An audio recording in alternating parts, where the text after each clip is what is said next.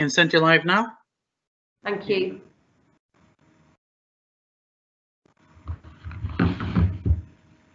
Okay, you're live.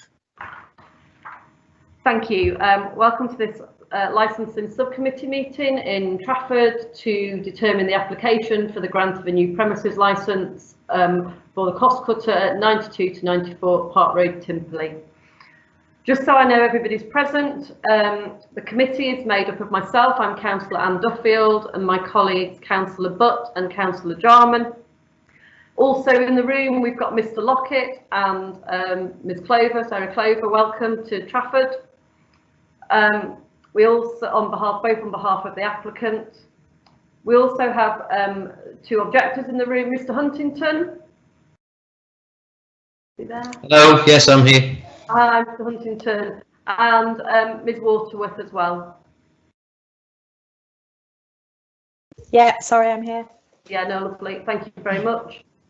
Just for completeness, we have Caroline Myers from our legal services, also Joanne Boyle, our licensing manager, and Alex Murray and Natalie Owen from Democratic Services complete the meeting. Alex will control the IT, and Natalie's here to take the minutes.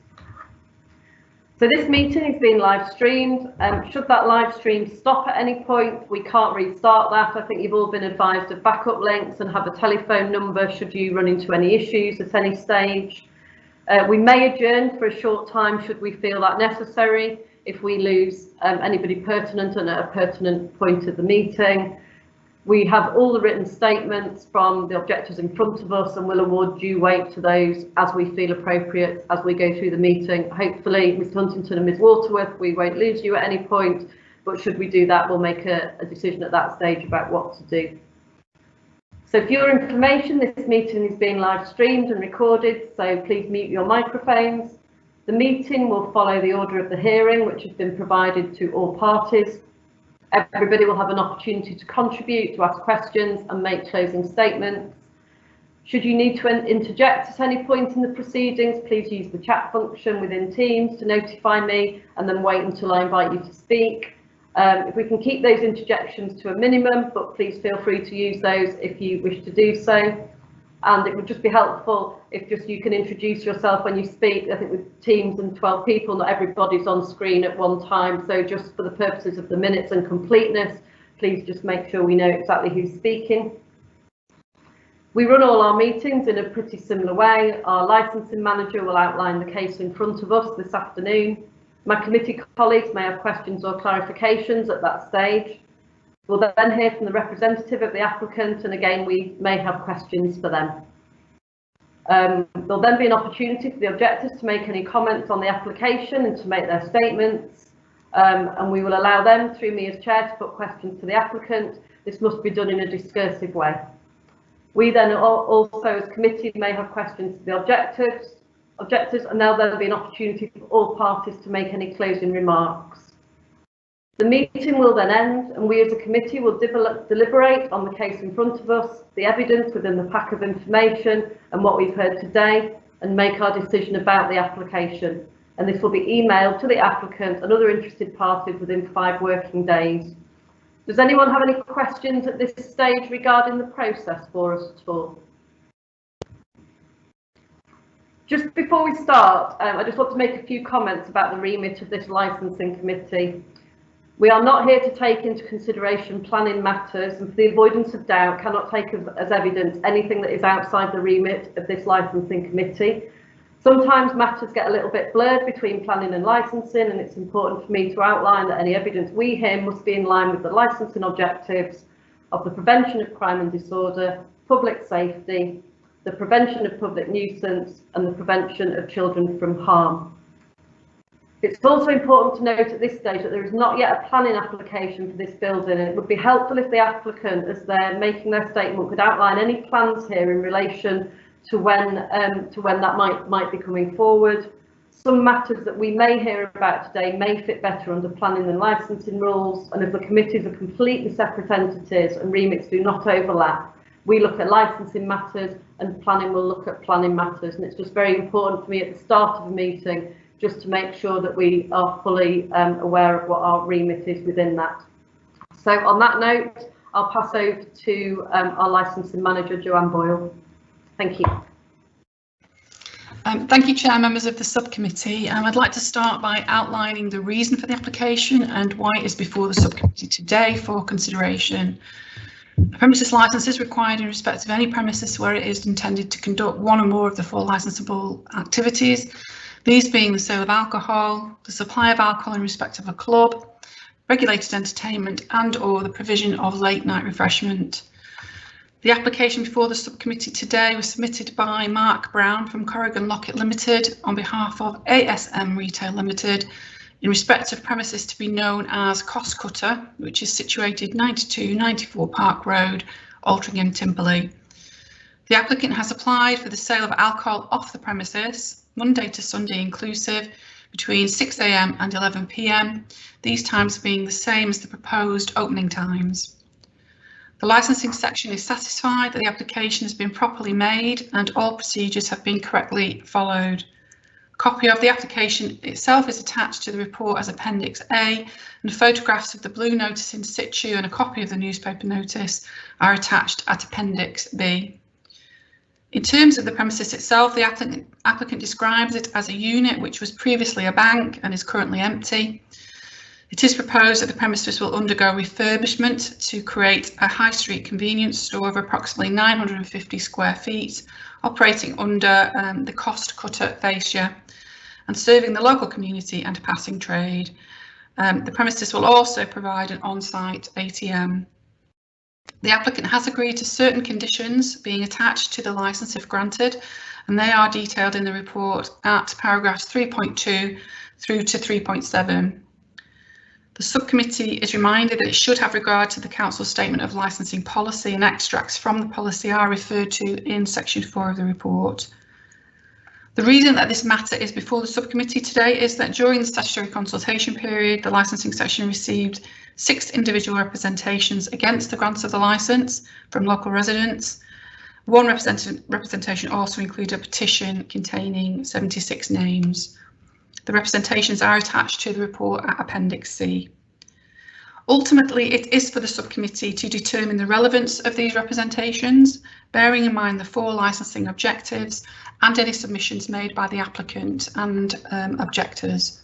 There are no representations from any of the responsible authorities. A copy of the report and all the representations has been sent to the applicant, and all the parties have been informed of the time and date of this meeting and of their right to participate. The subcommittee is invited to consider the report, the written and verbal submissions of the applicant and objectors, and take such steps as it considers necessary for the promotion of the licensing objectives. So, Chair, that's all I propose to say at this time, unless the committee has any questions for me. Thank you, Joanne. I don't have any questions. Do my colleagues have any questions at all? Councillor Jarman or Councillor Butt? No questions for the licensing manager, Chair. Thanks. Okay. Dylan, nothing? You okay? Yes, at the moment, yeah, thank you. Yeah. Ms. Claver, can I suspect that you will talk on behalf of the applicant now and put your submission forward? Thank you very much. On mute. Can you hear me now? Yes, thank you. Sorry, I'm sometimes not sure whether you have control over my mutedness or I have my own controls. Thank you very much indeed. Thank you for this opportunity to make this application. And can I start by commending this application as a hopeful green twig in something of a bleak time. We are in extraordinary circumstances where we're seeing licensed premises of all descriptions falling by the wayside, perhaps never to be seen again. And so an application for something new, something to assist in reviving the economy, I invite you to see that as a positive thing. And I hope in the course of this application I can explain why that is, and also at the same time, which is very important, to address some of the fears and concerns that local people understandably have. They're never to be dismissed. Obviously, people foresee problems and issues which they want to raise with you, which perhaps those who deal with these sorts of premises on a regular basis, and particularly quality and experienced operators like Mr. Singh, can put to rest. So I'm hoping to do both of those things in the course of this application. The application is in the name of a company, as you'll see, a limited company, ASM Retail Limited, but it is for a branded Cost Cutter store. Cost Cutter comes under the NICE banner, which is a multi-million pound business of very significant reputation in this country, having something like 950 stores. So this is a reputable brand, and that is also important because there is a reputation to maintain, and the parent company does not allow renegade individuals to besmirch that reputation. So that's also important.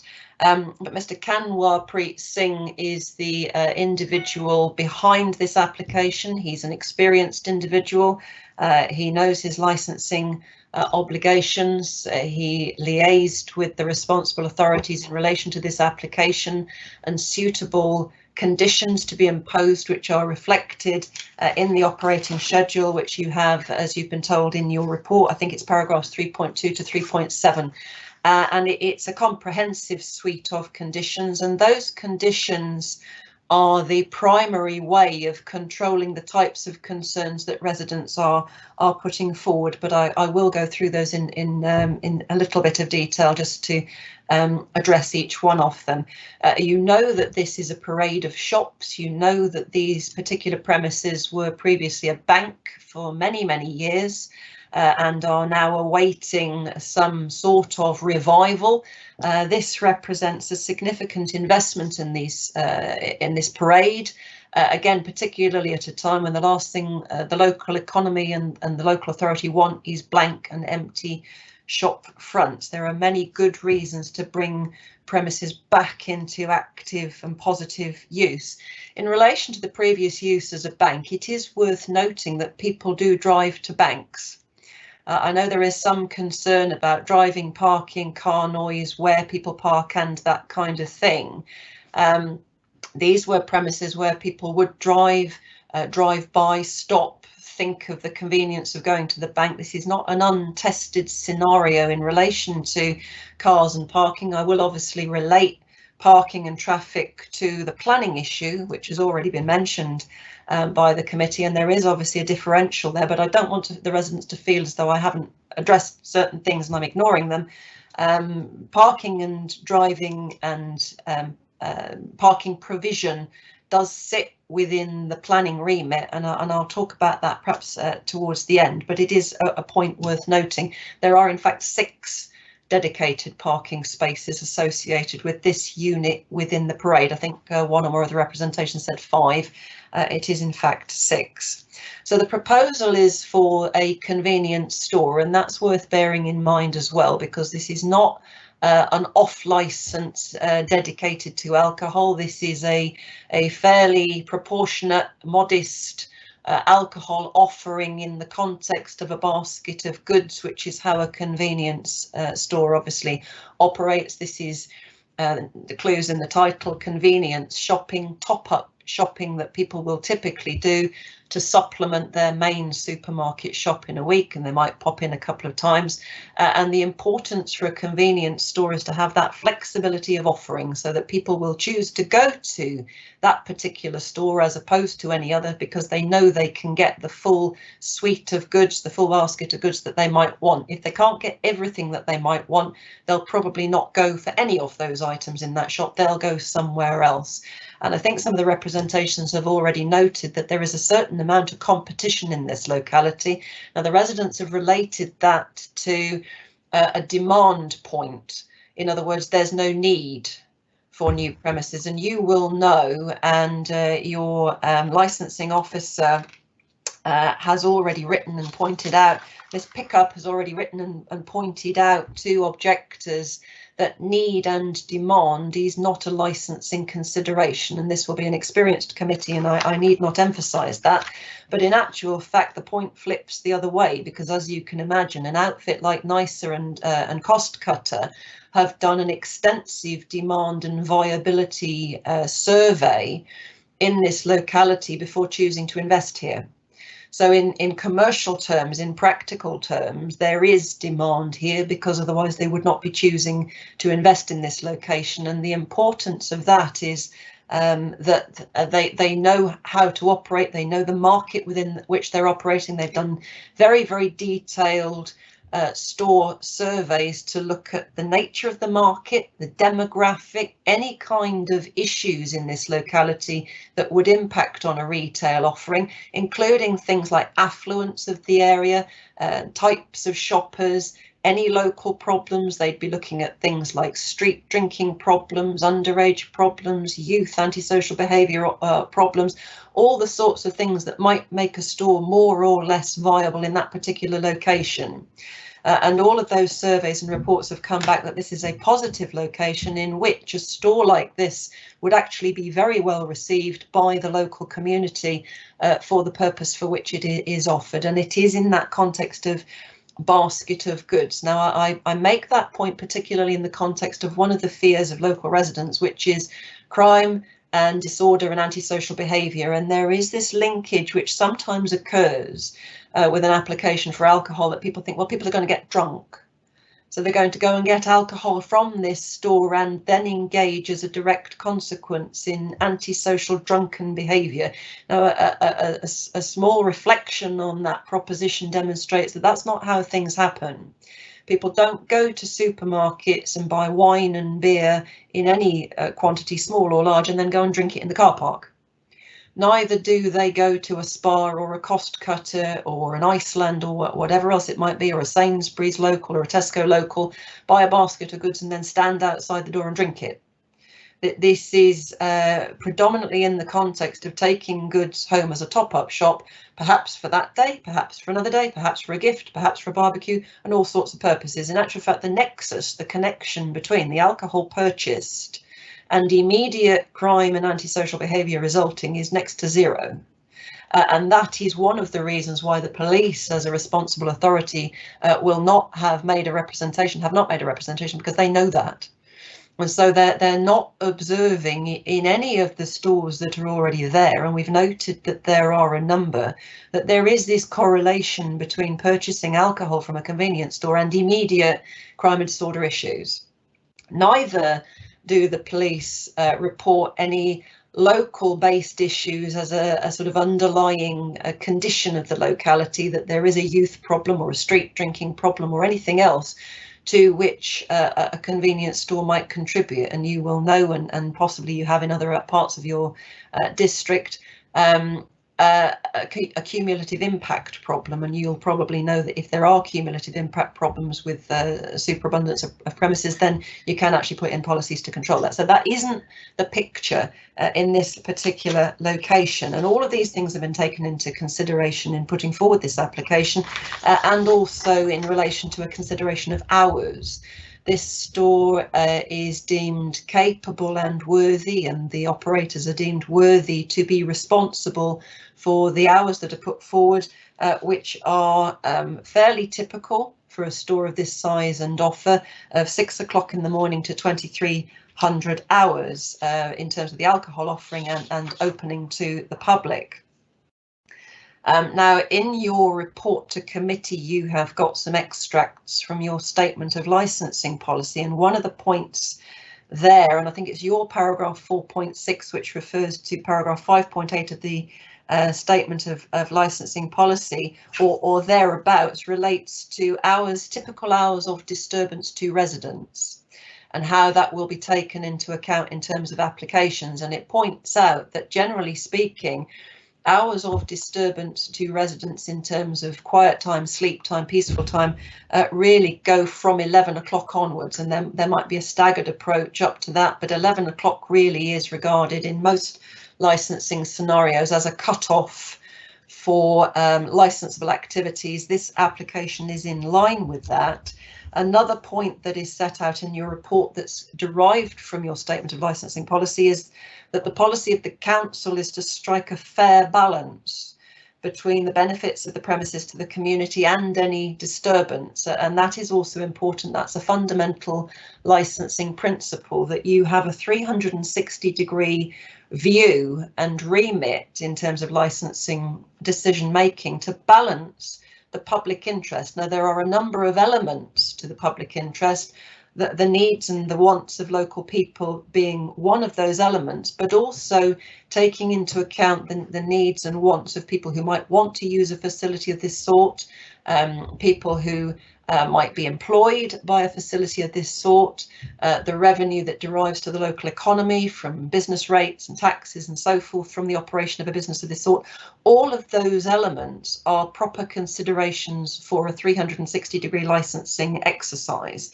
And so I do invite that. All of those factors are reflected in your statement of licensing policy and are reflected in case law and the Section 182 guidance as well. Now, reflected against that, just coming to some of the particulars within the representations, I've touched on driving and parking and traffic. Ms. Pickup, your licensing officer, sent an email on the 20th of April of this year, which is at page 16 of Appendix C in your bundle, noting two objectors that some of their representations would not be proper licensing objective representations, and I concur with that. Traffic and parking particularly fall within that remit, but it does also have to be pointed out that this is a hub. It's a parade of shops in a commercial hub. It's on a main busy road. It's in a corner position, as you will know. It's close to a metro link. A substantial portion of the customer base for this store will be local, and it will arrive on foot. There will be substantial footfall to this shop, and as between the mix of modes of transport to these premises in terms of driving, parking, facility, there is other parking in the area, the spread across the hours, that's another reason to have the variety in the hours that's offered to disperse that arrival and departure evenly. This is a good location for a shop of this sort. Now, the hours are again carefully analysed by those who select new sites for premises like these based upon calculated footfall. Inevitably, there's a smaller footfall in the early hours and in the later hours, and that will be for people who have perhaps unusual working hours, maybe working shifts, that kind of thing. But it's important to offer the convenience to those people because it instills loyalty, and that's an important competitive point as well. So in terms of the other representations, some of the things that people have raised, I've emphasised that the police don't have concerns, and I'll emphasise in the same regard that environmental health, trading standards, those with the remit for children also have made no representations and have no concerns. So that has added weight as a matter of law, as you will probably know. If concerns are raised to licensing decision makers, whether it's committees or whether it's magistrates in appeal, that are not reflected in the professional submissions of responsible authorities, then those have to be scrutinised particularly carefully, because it is the responsible authorities that are tasked with the responsibility, hence the name, of drawing to the attention of the committees and licensing decision makers any well-based concerns that might arise from the licensing application that's being made. So if there were well-founded concerns about crime and disorder, antisocial behaviour, noise nuisance, vehicle nuisance, delivery nuisance, anything of that sort, it is the job of the responsible authorities to bring that to the attention of the committee for their consideration. Even in the context that they don't actually want to make an objection, they would still raise that with you. And the same thing would go for things like past complaints and any history track record. Now, in this area, you have a number of stores that could be expected to give rise to similar impacts to the ones that the residents here, the 6 representations here, are raising, if it were a genuine problem. So it's not an unprecedented situation. It's not a situation where none of these issues have ever been tested in this locality before. They clearly have, and they don't give rise to issues, and that is an important point. This, as I say, is a nationally tested operator who seeks to come into these premises. The investment that they are inputting into this site is in excess of £300,000, which again is an important uplift to the fascia of this part of the parade. It enhances not only the offer from this unit, but from the other units as well. All units benefit from a vigorous and active parade of shops. There are other benefits that come as well. One of the concerns that residents have raised is about litter and waste and aesthetics and those sorts of issues. This shop, again, in the context of convenience stores, doesn't give rise to undue amounts of litter. It's not analogous to a takeaway where people are consuming their product immediately and dropping on the floor.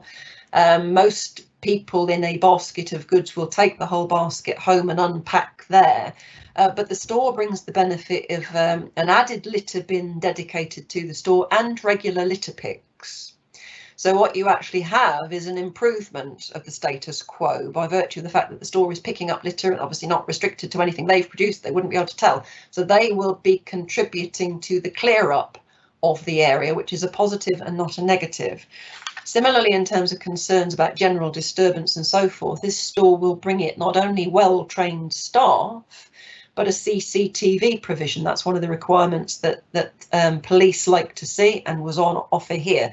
So there's a CCTV scrutiny, and the more scrutiny that there is of the public areas, then the more discouragement there is for people to behave badly and to engage in that sort of behaviour. So again, it's a disincentive to the undesirable behaviour that residents fear, as opposed to an incentive, and that is to be taken as a positive contribution.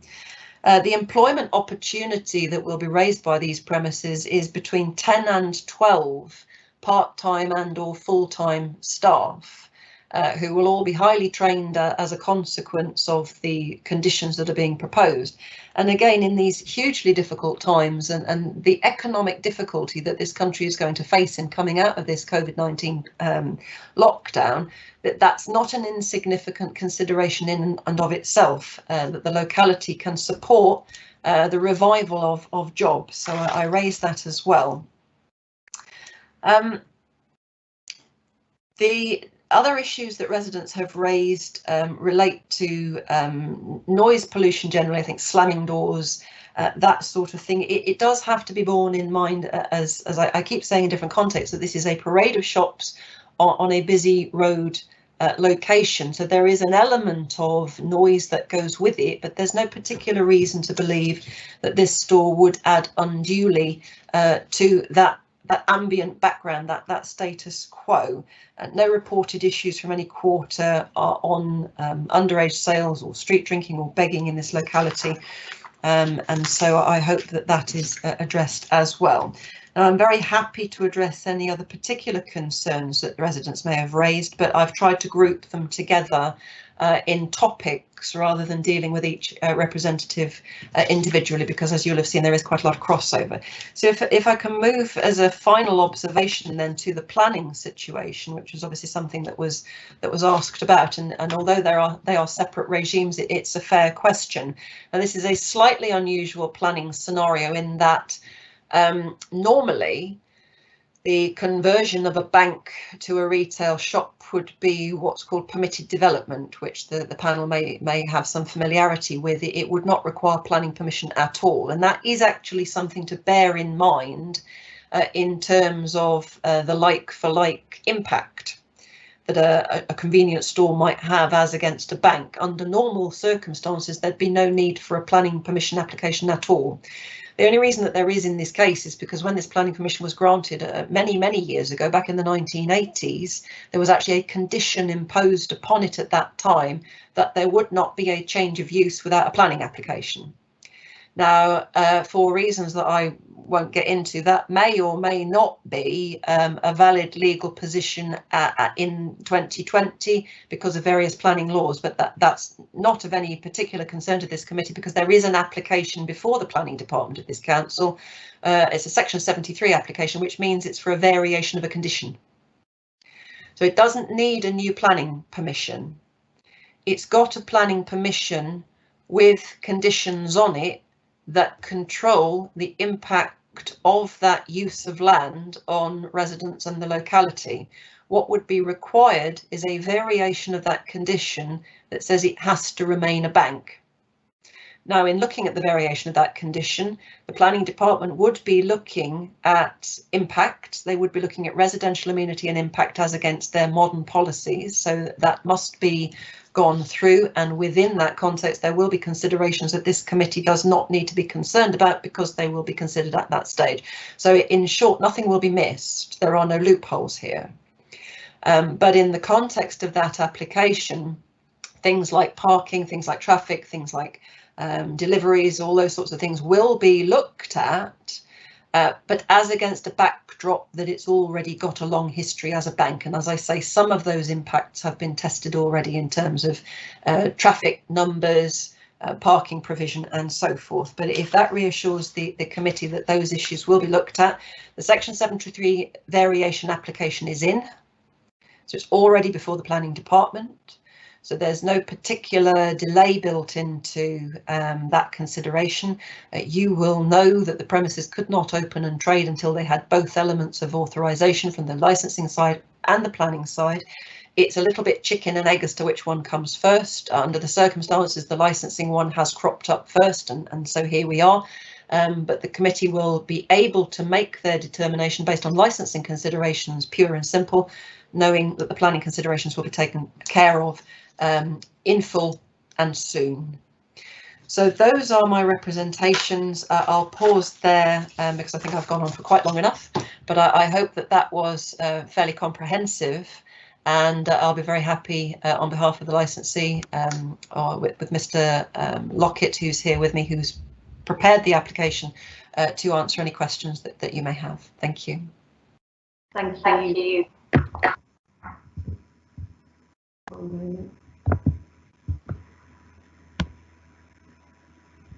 Thank you. Do my colleagues do? Councillor Jarman, have you got anything you wish to ask? Yes, if you don't mind, Chair. Yeah, good afternoon, Miss Clover. Just a couple of things. You've addressed the hours, the closing time, 11 o'clock, which you say is appropriate to do with any possible antisocial behaviour and noise caused by youth hanging about, possibly congregating outside, and any traffic movements.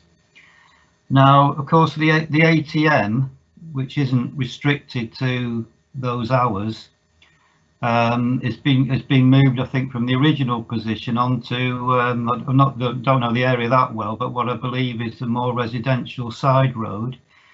I mean, first of all, do you know how far it is from the nearest residential property, and what sort of impact could that have with cars pulling up at all times of the day and night, basically, or the night? Well, basically after 11 p.m. at night. What impact could that have on the neighbours?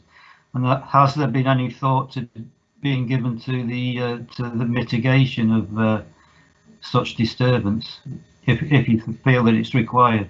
Yeah, I'll ask Mr. Lockett in a moment if he's able to make comment on the precise location of the ATM and proximity to residential units, because I don't know the answer to that question, but the distances I would have thought would be relatively marginal wherever that ATM is positioned on a wall of the unit, because there's only going to be a matter of meters between an ATM on one wall and another wall as measured to a residential unit. So I wouldn't have thought that would have been dramatically different. In relation to impact, it has to be borne in mind again that this was a bank, and so the facility to obtain money from the bank has presumably not changed, and so in terms of impact, that would be testable over the course of however many years the bank was there, and I believe it's 35. Typically, people who are dropping in on a convenience store at the later hours tend to dwindle, so that those are not the key hours. They're not the peak hours when people are leaving and arriving. All of these issues have been considered and tested by the responsible authorities. So environmental health might be the ones who might be most particularly concerned with impact on residents of an ATM. There's no noise that arises from the use of an ATM per se, so we might be talking about any conceivable interference from the noise of a vehicle arriving. You're not going to hear someone walking to it or using it, so really disturbance would relate to vehicular movement. And again, it's got to be in the context of this being a road in any event. That there's no precedent or history for any of the premises in the locality to have particular noise and disturbance, so people yelling and shouting and that kind of thing. Or if the residents say that there have been, again, that's not something that's been advanced by the police or environmental health. It's not a troublesome locality to which an ATM would contribute more, as it were. I don't know if Mr. Lockett can contribute in terms of the precise situation of the ATM, but those would be my comments. Hi. The actual ATM can be seen on the actual plan that was attached to the actual premises application, and it's actually fronts onto the main road. But there is a situation there that if there was some concern to do with the ATM can actually be turned off at 11 PM if that is something that was required.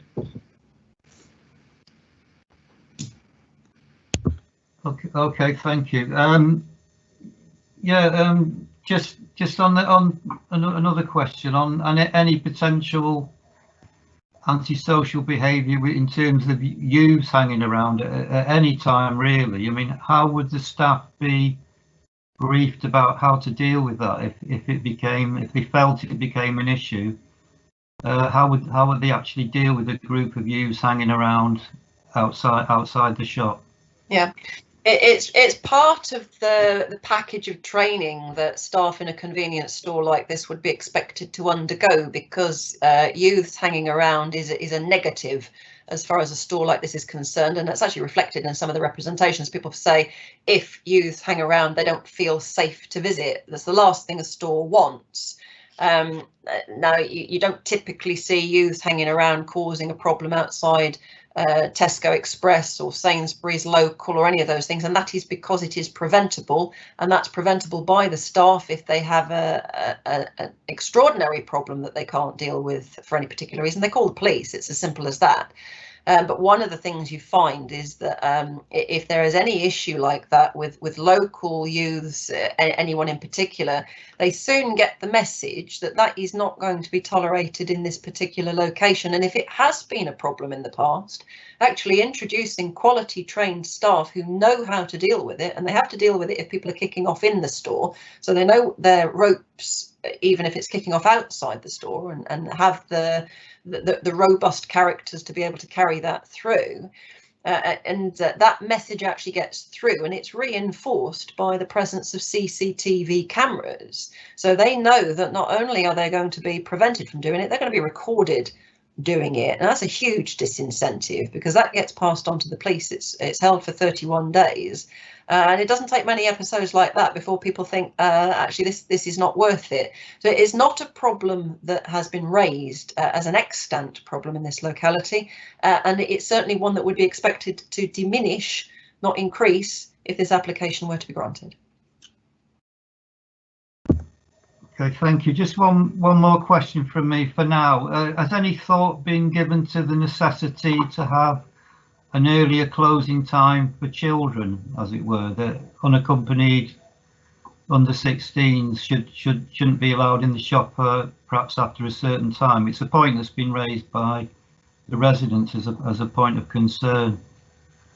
No, the way to deal with that is to have robust policies and protocols in place for the entirety of the trading session. It's not appropriate to restrict children entering the store by way of condition, partly because it's almost completely unenforceable by the authorities. It's not a condition that they would welcome, but partly because in actual fact children sometimes will come in with their parents if they're coming back from a long trip, or that somebody needs to pop in for a bottle of milk, a carton of milk, and they don't want to leave their child in the car. You need to bring the child in with you, and it can get extremely complicated. And the way to deal with the situation is to have extremely robust policies and protocols in place around underage sales. The concern is not children being in the premises. The concern is underage sales.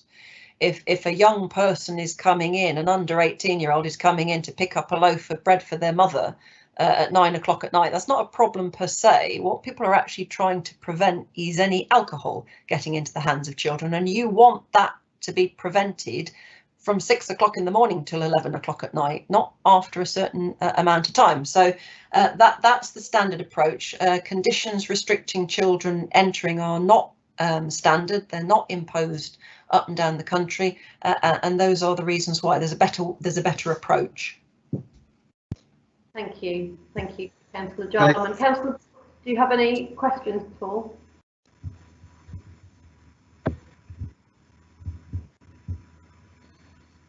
Hello? Yes? Hi, Councillor Brooks. Hi, go ahead. Thank you. I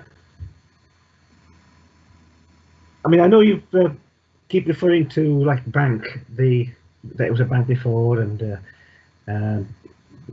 it's the impression that it's going to be something like similar to a bank. And clearly it's opening till 11 o'clock at night, and invariably an observation is that people don't usually go for bread or milk late at night. Maybe one or two people tend to generally for alcohol. Now it's not necessarily a case of, well, everything switches off at 11 o'clock because people have bought the alcohol late and then they're going to be consuming it late. Because the intention is, the idea is if you're going to be consuming it during the week, you're not necessarily going to be going late at night to go buy the drink. You're going to be wanting it for that night. So being so close to residential area, because I mean, obviously, the people that have objected are people who live in that area. They know their patch and what the consequences can be, and there is the issue. I mean, obviously there's the problem that as you refer to as a chicken and egg, that you've got this application at the moment which is going to be covering things like disturbance and access and egress for deliveries, various other things, which are clearly quite important, because you would wonder, well, could that not be decided first as opposed to this license being given at this stage? Yes, from what residents have said, they have had experience of young people sort of loitering around there and some incidents in the past. I don't know how long ago, but there is a record, and it could be something that could perhaps happen again once you have this facility on in that locality. So there is clearly some concerns there, although you're saying that some of the organisations have not made any written statement as to that regard. Yes, I know the change of use is considerable. I mean, I'm not a person that does that kind of, have the detail of that kind of thing. As the change of use from a bank to an off license, effectively, doesn't really mean a great deal, but it's something that does have to be taken into consideration. The opening hours do seem a little bit long, but the thing is, for that location, and it's something that the residents are quite concerned about. And you said that you have all sort of, mechanisms that you would intend to put in place to avoid that or dissuade people in some way. Now, the reference that was made earlier by my colleague, on the ATM side, yes, this isn't. It could be a potential issue in terms of attracting some kind of violence or the kind of people that want to try and use it. And because it's not like an ordinary bank ATM that will be there in those course of our situation. I know it was mentioned earlier that they could adjust the time. You could adjust the timing as to when the ATM will be open. And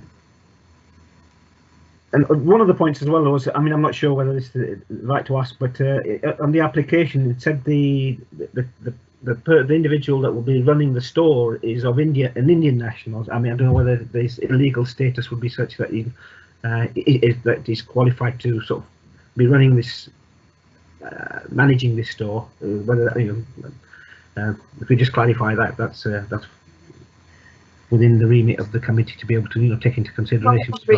Dylan, I'm not quite sure what your question is there, but that's not within the remit of this committee whatsoever. So we can, It said that it just said that it was an Indian national, whether it's a British subject or whether just in terms of that. That's all. Yes, so a designated premises supervisor, the person would be eligible within this country, whatever their nationality, to be eligible for that. It's not something that this committee would be going into. Thank you. I think it's actually. Can you pass over to Clover now just to address some of your points, Councillor Butt? Thank you very much. Thank you. There's quite a lot in there. Let me try and unpack that quite quickly. Firstly, the council said local people know their patch. Indeed, they do. One of the issues that was raised was we don't really need another convenience store because we've already got loads. Well, the way to test whether convenience stores are giving rise to the sorts of issues that are feared is to watch the ones that are already there. And that's what police and environmental health do. People are not discriminating. They haven't been waiting for a cost cutter all these years before they start creating antisocial behaviour and noise and nuisance and street drinking and all the rest of it. If that were a problem in the area, you would see that at the Spa, at the Co-op, at the Sainsbury's, at the Iceland, at the whatever else. There are quite a few premises in this location. That is precisely the sorts of things that the store survey looks at before they decide to come here. It isn't an issue with the other stores, and that's down to the demographic of the locality, the neighbourhood and the people in the neighbourhood. It's not down to the branding of the store. Cost cutter won't bring that problem to the locality. Cost cutter would inherit that if it were already there, and it's not. Why should we do licensing first and not planning? If I went to a planning committee, they'd say, why are you doing planning first and not licensing? I can't win. I've got to do something first. And in terms of impact, one might assume that actually the 4 licensing objectives are quintessentially appropriate to the sorts of concerns that the residents are raising, things like crime and disorder, antisocial behaviour, drinking and so forth. Those sit within the licensing remit, perhaps more sweetly than they do within the planning remit. So if anything, licensing is the ideal authorisation to get first to inform the planning application that comes after. The change between a bank and a convenience store in planning terms is not considerable. Under normal circumstances, it would be permitted development, as I indicated. Now I move on to people only want to buy alcohol late at night. No, they don't. And again, this is the difference between public perception of lay people and detailed retail commercial understanding. And in actual fact, if you do commercial store, convenience store, basket of goods retail surveys, you will find that there is a particular shopper that shops at a particular time of day or night, and a lot of it revolves around their employment. So a lot of people will be working job patterns that see them wanting to do a top-up shop at an hour that others of us might regard as antisocial. And people don't go after, let's say, 9 o'clock at night just to buy alcohol for immediate consumption. They might be coming back from work. They might be going to work and popping in to get their lunch, breakfast, whatever. They might be going to get a basket of goods because they're going to go and visit their aunt the next day and take her a bottle of wine. There is an enormous range of reasons why people shop at different times of the day or night. There is absolutely no evidential correlation between popping to the shop after, let's say, 9 o'clock at night and only getting alcohol, that is not an evidenced shopper behaviour, and if it were required, we would produce the evidence that show typical shopper behaviour that shows exactly how those basket of goods work at different times of the day or night. The opening hours seem a bit long. There is no such thing as seems a bit long. The hours are correlated precisely to the commercial demand in the area, what the market is looking for, related to any impact that might be seen to give rise to. If there's no impact at 9 o'clock or 10 o'clock or 11 o'clock, then there's no particular reason for the opening hour not to be until 11 o'clock. There is no arbitrary, well, it should close at 10 or it should close at 8. That's not evidentially based. The closing hour needs to be evidentially based upon some reason to believe that to go beyond a certain hour will cause an impact of some identifiable sort. And if there is no identifiable impact beyond, let's say, 10 o'clock, 10:30 or 11, then there is no justification for artificially curtailing the hour. Now, I noticed in one of the representations, one of the residents said, well, I don't see why it needs to be 6 o'clock till 11. 7 o'clock until 10 would be fine, but not 6 o'clock until 11. And of course, that gives rise to the immediate and obvious question of why? There must be a reason when you come to put forward your determination. It will be based upon reasons. And if any element of it cannot be founded upon a reason that serves a purpose that's connected to the licensing objectives, then it wouldn't be an appropriate curtailment to make. Now, two further points. The ATM could attract violence, as opposed to an ATM attached to a normal bank. I have to say I'm not following that logic. I would have thought that an ATM at a bank might be more likely to instill a violent observation and reaction than an ATM at a convenience store. If somebody's targeting somebody, they would know that somebody approaching a bank is probably going to get money. Somebody approaching a convenience store might be going to get anything. So I don't make that correlation from a logical point of view, but again, it's utterly unfounded from an evidential point of view. And the final point is that regardless of the absence of responsible authorities, the residents still have their concerns. Now, I adverted to this briefly earlier, that there is actually law around this. It is not appropriate, important as they are to address, to allow the concerns and fears of local people to trump the professional judgments of the responsible authorities. And the case law for that is Thwaites, which I'm sure you may have had mentioned to you previously. But that case makes it very plain that licensing decision makers must scrutinise their anxieties particularly carefully, and for which read scrutinise the anxieties of local people particularly carefully if they are not supported by concerns from responsible authorities. And the final point on that is there is always review. So it is not appropriate to say no on a just-in-case basis without the evidential basis for doing so, because it is always understood that should any issues arise, whether foreseen or otherwise, that cause problems, anybody, including a local resident, can bring the licence back for a review to target what is known at the time that it's evidenced. Thank you. I think that probably concludes our questions from committee for you. I think we'll move on swiftly to our objectives.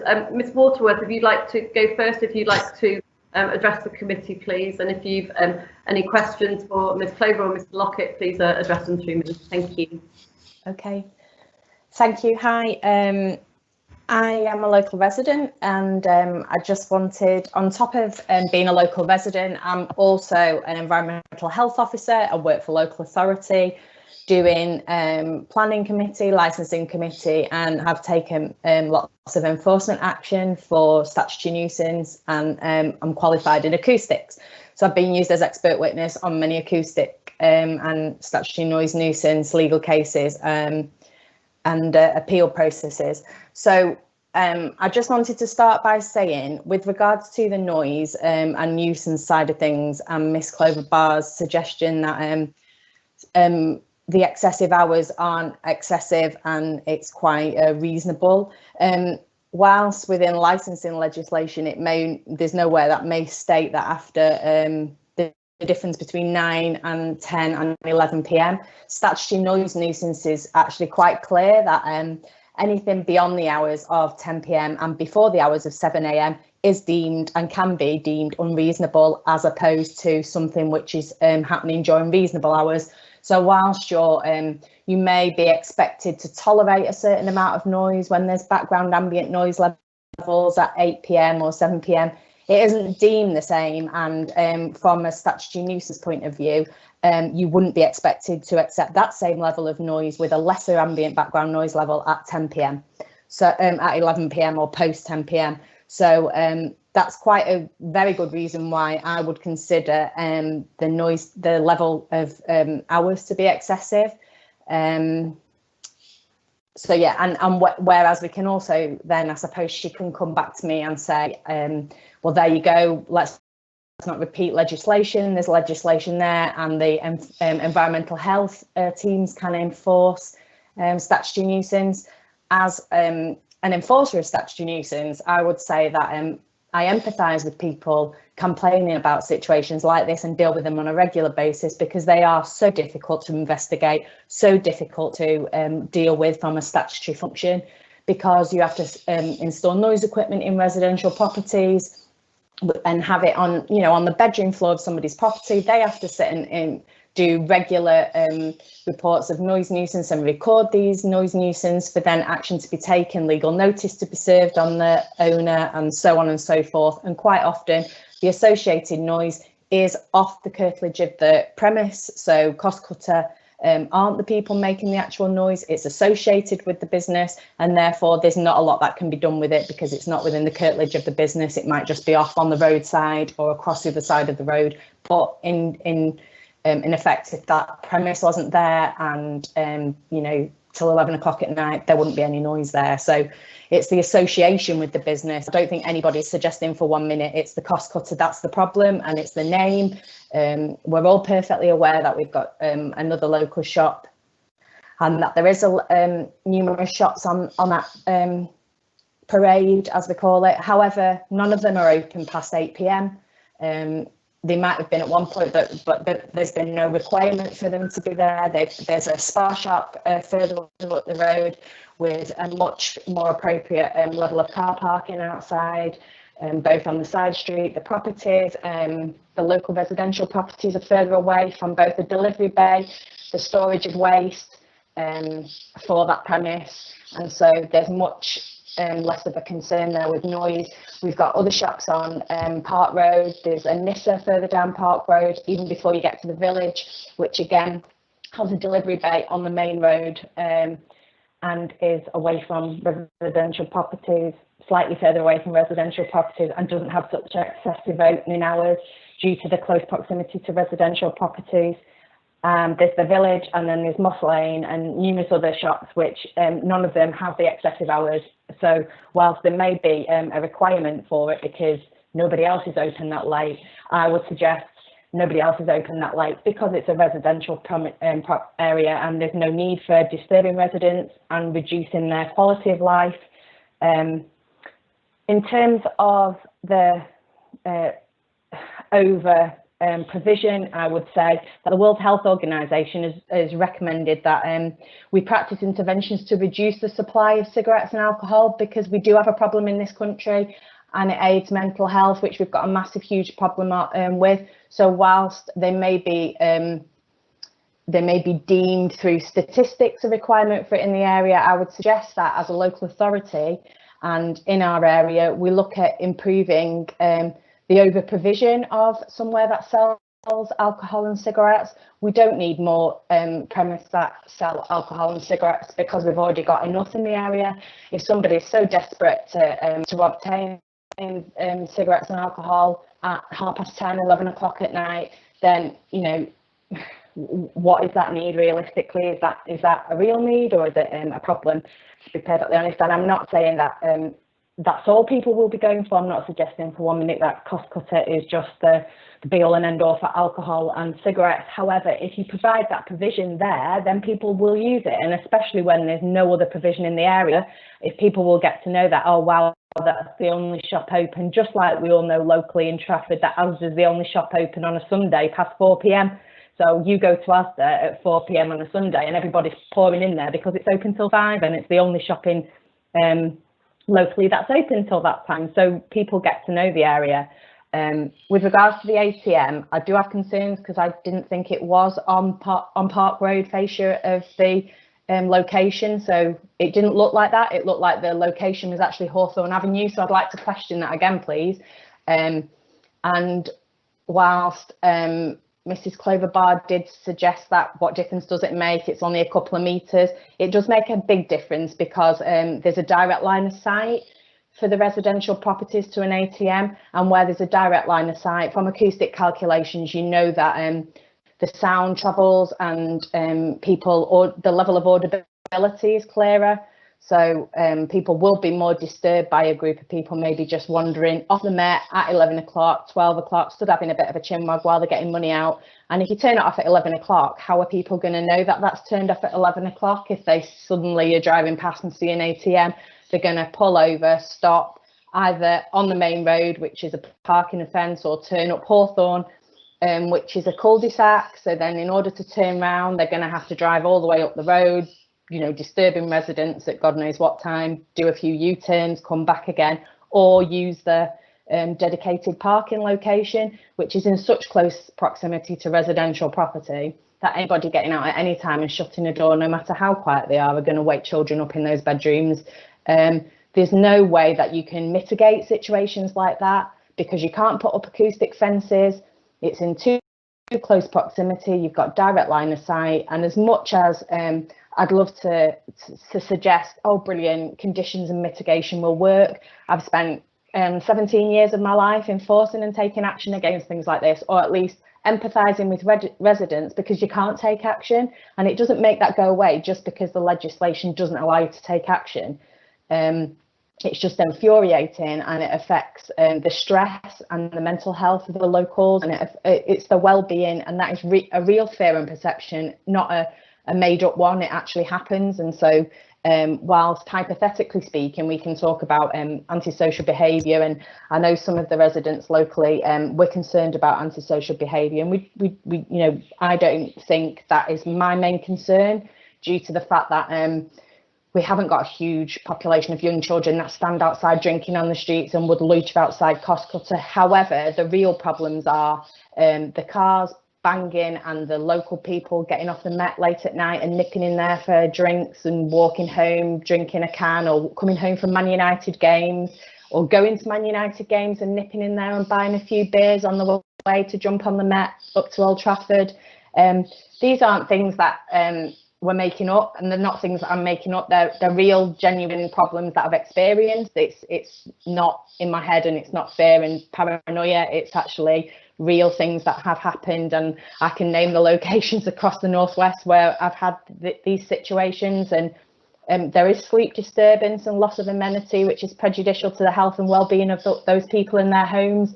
It's an area where there's a lot of residents with children because the schools are outstanding in that area. And whilst Park Road is generally a busy road, after 8 o'clock at night, the ambient noise levels, if we suggest for the planning permission that we get a noise survey done, you will see that the ambient noise levels drop significantly in that area after 8 o'clock, because there's nothing open really. And what there is open is, you know, quite a distance away from residential properties in that area. I've seen concerns with parking, and I'm appreciative of the fact that parking isn't a factor that we can raise at licensing, and we'll be given the opportunity to raise that during planning. However, I do think that it can be looked at under part of the planning policy, because obviously under the prevention of public nuisance, there is a condition on the planning policy that states that the council have got to expect to see steps taken to lessen the impact of parking in the vicinity, and that's stated within the licensing policy. And therefore, if we've got a situation at the minute where there's excessive parking in the vicinity, we've had double yellow lines put in, there's protection barriers put in because of the children and because of the busyness of the road in the area. People don't adhere to the traffic regulation orders and the double yellow lines, and locally we're having to now pay for a local parking scheme that's coming in very soon, to where we have got to pay to park in our own area, because parking is so significant and people park so dangerously with all the children coming out of school. And this shop's going to make it worse, because the children are going to loiter and go in and out of the shops more, and the parents are going to loiter a bit more, nipping in for an ice cream and lollipops and all the rest of it, which again will add to litter and the aesthetics. But generally, I do think parking is a problem, and it needs to be taken into consideration under prevention of nuisance and also public safety, because the children's safety, you know, we've had the lollipop lady run over on Park Road, and it's an extremely busy road during the hours of sort of, well, 7 o'clock in the morning onwards till 6 o'clock, half 6, 7 o'clock at night. And I'm really not sure how deliveries are going to take place. Or where deliveries are going to take place, to be perfectly honest. I've been a bit confused about the way that's been listed, and you know, I understand that we can condition, or we can try to condition when deliveries take place to stop nuisance taking place from the vehicles as they're loading crates out and milk and bottles and everything else. However, we all realistically know that we can condition it till we're blue in the face, and it's not going to happen. A delivery schedule will happen when a delivery schedule happens, and you know, when Warburton's are delivering bread to Spar up the road and other places, they're not going to suddenly do a detour for 2 hours to come back after 10 o'clock because they don't want to disturb it, and they're mindful of the conditions on a licensing application.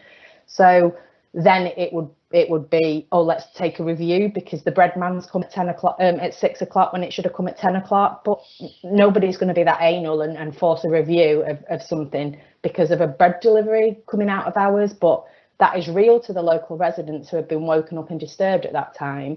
And a lot of the things the same with the planning conditions that could come in. You know, nobody realistically, you've got to weigh up officers' time and investigation time and everything else to take enforcement action on something which seems quite minor in comparison to probably some other things in the area where you've got pubs and things needing reviews, where there's major issues with pubs and licenses. You're not going to review a little cost cutter because their bread and milk deliveries disturb the neighbours because it's come at the wrong time.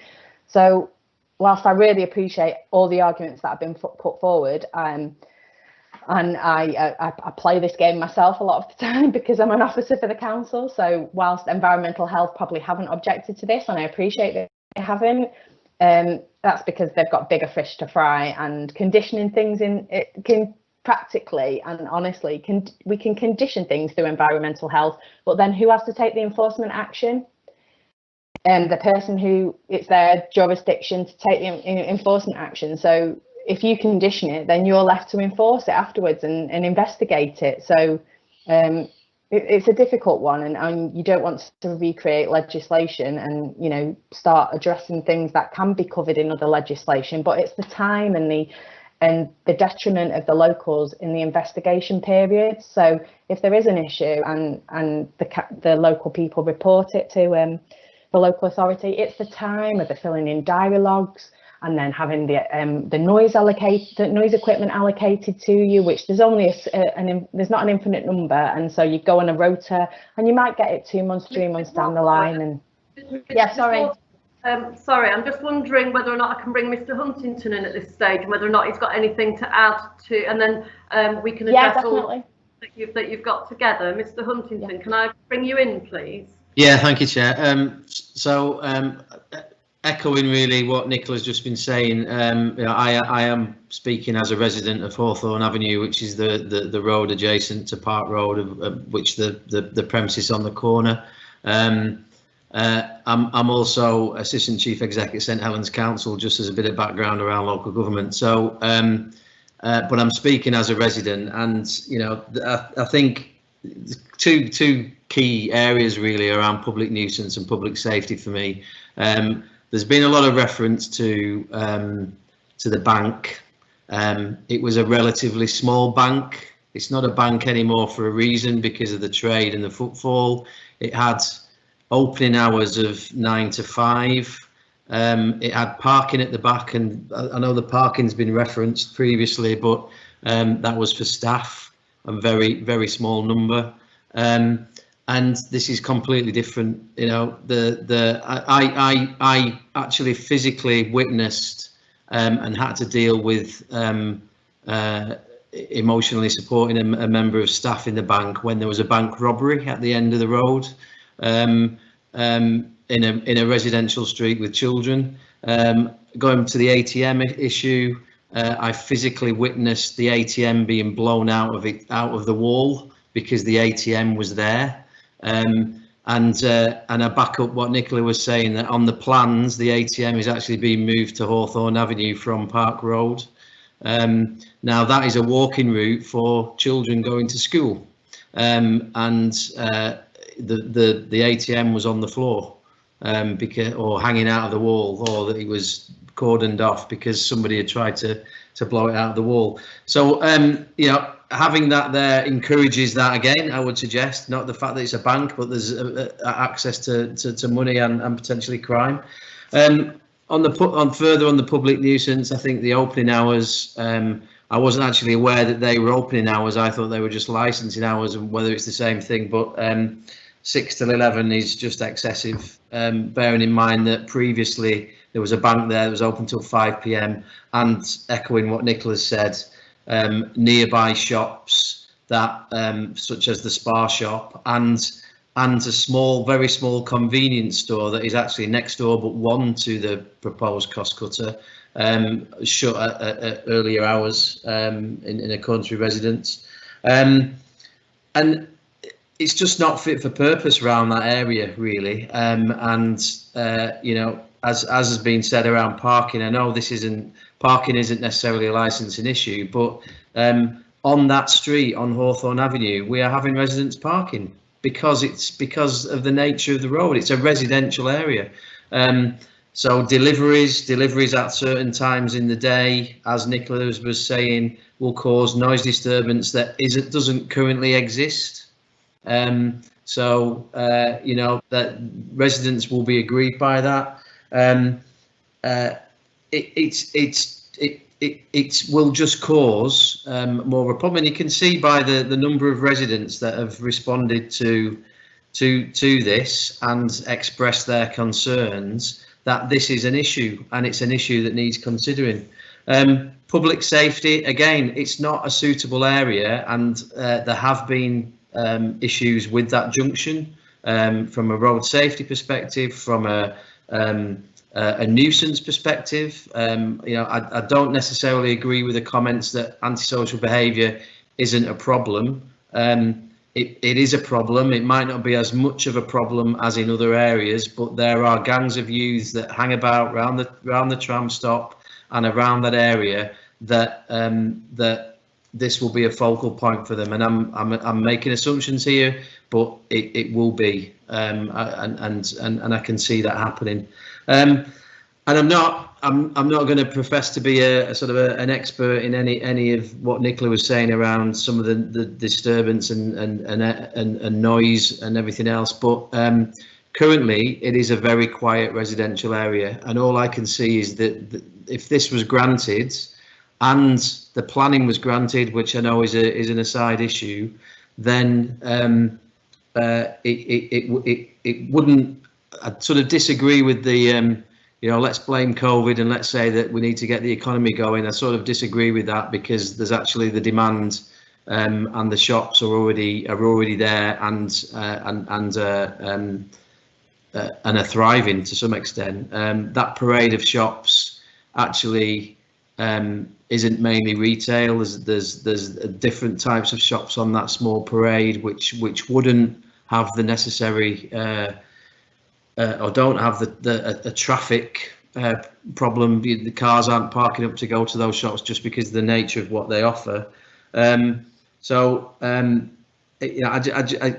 an unnecessary requirement, and also I think the residents' views do need to be taken into account because of all the concerns that we've raised around public safety and public nuisance. Thank you, Mr. Huntington. Thank you for that. Just before I pass back to Ms. Clover, I'm going to mute you, Nicola. So if you come back, I'm sorry about that. So mute you there. There's just 2 or 3 things that I just want to say, just for the avoidance of doubt. I think it's very helpful that both our objectors are local authority professionals. I think you both know that the committee structure is a very evidence-led and is a quasi-judicial structure, and any appeals are to a magistrate's court. We can do nothing but take the evidence that is in front of us at the time, and you're both very professionally aware of that. So on that note, there's just 2 things I want to say. Just for the avoidance of doubt, the store at 104 Park Road, the Binman store, and Spa both have a licence till 11 p.m. They may not choose to use that, but they both have a licence till 11 p.m. I just think it's really important to note that. The other thing, as part of the parking is always the issue that's brought up at licensing. That the one is that for us that we would probably wish that those remits of planning and licensing were closer together, but that's not the world that we work within. And again, I know that you both appreciate that very much. As part of the parking scheme, there's proposed to be a no waiting at any time and no loading at any time restriction at the junction of Hawthorne Avenue and Park Road. And I'm saying that without comment. That's just the evidence that's in front of us today. Nicola, your point about public health, I think is really important. If we were sat here in Scotland, we would have that as a licensing objective in front of us, at the promotion of public health. It's not within our remit within the English licensing law at the moment that's within us, that's in front of us, and all we can do today is look at the evidence and who our representatives are that are in front of us, and that there is no police and environmental health. And I fully appreciate what you're saying, Nicola, and the frustrations in that system, but I also know you both that we are very evidence-led. Ms. Clover, can I just pass to you to address any of the other points that have been raised there, and then I'll go back to my colleagues on committee and see if they've got any other questions too. Thank you. Yes, Madam Chairman. Would you like me to? I don't have questions as such. I do have a couple of submissions, but I could wrap them up in closing submissions. How do you want me to proceed? Do you want me to make points here or wrap it all up at the end? You can wrap those up at the end if there's nothing pertinent that you want to go back on in terms of questioning that would lead to any other discursive argument that will add value to where we're at the moment. There are just a couple of points. I do have to point out my name is Sarah Clover. Mr. Waterworth's economy, Sarah Clover Bar. That's barrister. That's what that means. I have to point out, and obviously it's not appropriate to interject in a hearing like this, but I do have to point out that there was a great deal of Miss Waterworth's submission that wasn't in her representation. And you will know that the only legal entitlement is to amplify a representation in a committee, not go off on a completely new track. Now, I'm content in the extraordinary circumstances that we're in for the committee to take a sensible approach to that. But as a matter of law, normally I would have stepped in and attempted to have that curtailed at the time. And you will also appreciate, and I think it's already been averted to, that Ms. Waterworth cannot give evidence as an expert environmental health officer. She's here in a lay capacity, and that is crucial. And I am also an expert in noise nuisance as a legal professional, and I will come back on some of the points that she's made in closing. But just in terms of limiting the scope of the submissions that she's given, I make those points at this stage. Thank you. Councillor Jarman, do you have any questions at all that will add to the discussion that's in front of us? No, I think it's all been covered as far as I'm concerned, to be honest. Thank you, Councillor Jarman. Councillor Butt, anything further to add at any point? Any other clarifications that you need, or can we move to closing statements? No further question. Okay. Ms. Claver, before I come to you, Mr. Huntington or Ms. Waterworth, is there anything you'd like to say in closing at all? No. Yes. No. No. I was just the only thing I was going to mention was lighting as well. That wasn't raised, but obviously there's concerns about lighting and lighting nuisance around the area. But other than that, no, that's it. Thank you. Well, thank you. Ms. Claver, if you'd like to make your closing statement, thank you. Thank you, and I won't keep you long because obviously I made an extensive application in the first place, and I won't seek to repeat, but just picking up on the particular points that have been made in the representations from the residents. Ms. Waterworth obviously is approaching her submission to you now on the basis of her experience as an environmental health officer, and she said to you, "I've played that game." Well, it's not a game. And in terms of sitting an application like this within a noise nuisance environmental protection context, that isn't what these proceedings are about. These are licensing proceedings, and the Environmental Protection Act 1990 remit is different again. I don't agree with her as a matter of law that statutory noise nuisance has any kind of facility that deems anything unreasonable after any particular hour. That isn't how noise nuisance works. There's no magic in 9 o'clock, 10 o'clock, 11 o'clock or anything else for noise nuisance, statutory, common law or of any other sort. Nuisance is nuisance in an Environmental Protection Act context under its own terms. That's not what we're dealing with. We're dealing with the licensing objective of the prevention of public nuisance, which is completely different again. And everything that she said about playing the game of statutory noise nuisance as an environmental health officer is irrelevant, because a review can be brought under the licensing regime by anybody, including any resident, licensing officer, ward councillor, anybody at all could bring a review if any of these issues and fears came to pass. So there is none of this issue about, well, no one's going to be bothered with the bread van. If it bothers them under licensing, they will make that representation and they will make it to you. And it's easy and it's free. And they can bring that concern straight back to you and have a hearing just like this one, where you can listen to evidence about a delivery that disturbed them, or light that polluted them, or youths that kept them awake, or whatever else it might be, which is evidence that you do not have now, and the committee has fully absorbed the significance of that point. And it's not that this is a completely untested unknown. This is in the context, as I have repeatedly said, of other very similar stores very close by that would exhibit the same problems and impacts if they were there, and they would be brought to you by others. Now, Mr. Huntington said the numbers of residents who have expressed their concerns to you is highly significant. It is, but not in the way that he suggests. 6 representations, and I note the petition. However, in the scheme of things, in a built-up locality like this, which is supporting so many convenience stores of this sort, the actual proportion of people who have objected to this one is negligible in numerical terms. Everybody's concerns are to be taken seriously, but statistically, and in the context of how many people there are, and this was a properly advertised, properly consulted application, the numbers of people that could have said they were worried about it and have not is at least as significant as the numbers who have, and their interests must also be taken into account. And that was the 360 degrees that I mentioned earlier. The case of Hope and Glory, which again you may be familiar with, has a very particular paragraph in there which is sometimes missed that says licensing decisions are all about the desires, the benefit to local people whether or not they have made a representation. And there will be significant numbers of people who will benefit from this application, because otherwise it would not be made, that it would simply not be commercially sustainable.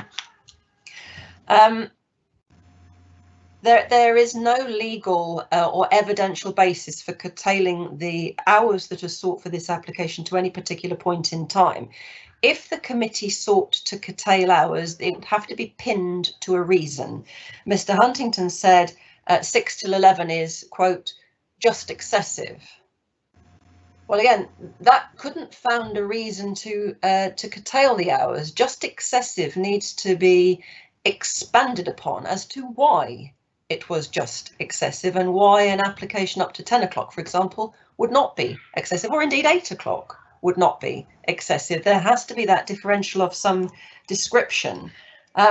This isn't actually, Mr. Huntington said, it's a very quiet residential area. Well, I'll leave you to judge that, frankly, because you will know this area better than I do, but I do ask you to take into account how that balances with other elements of the representations that have been made to you about the likelihood of disturbance, the likelihood of people walking past on their way to Metrolink, going to football games, coming back, making noise. If that is being judged on the basis of current activity, then it's not a very quiet residential area, and the residents can't have their cake and eat it too on points like that. It is what it is, I'd respectfully suggest to you, and it's on a transport hub and it's on a busy main road. You've already picked up on the point about public health. Ms. Waterworth said, well, people get to know that the store is there, and then, to paraphrase what she said, they can go there to feed their addictions, tobacco, alcohol. Well, this isn't a public health remit. This isn't a public health consideration, and that falls within that type of consideration.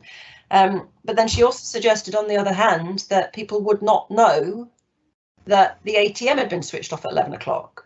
Well, people either know their facility or they do not. They either understand what's available from it or they do not. And if it is a local facility, and predominantly it will be a local facility for local people, then they will understand what is available and when and what is not.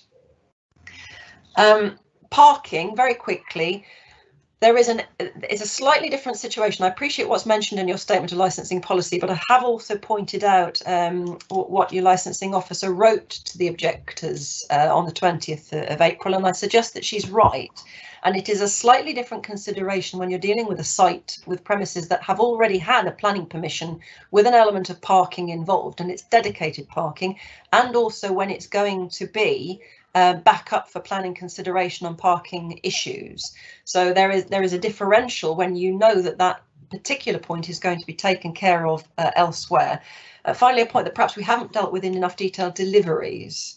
Now, again, that's testable by the difficulty or otherwise that deliveries do or don't cause elsewhere, but particularly for this locality, it's another point that would be controlled within planning as to when deliveries could or could not be made. Typically, deliveries are pegged after 7 o'clock in the morning. They're not early, they're not super early. They would coincide with the time that people would be expecting to wake up and commence their day in any event.